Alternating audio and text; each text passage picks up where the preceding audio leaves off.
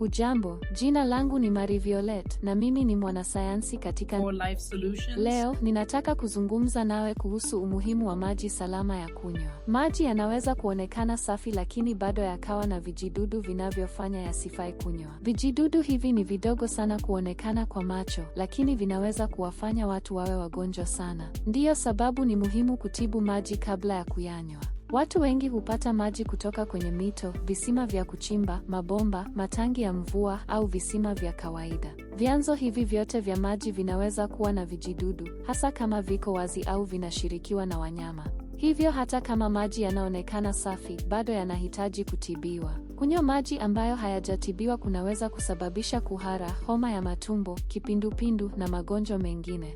Magonjwa haya yanaweza kuwa hatari sana hasa kwa watoto na wazee.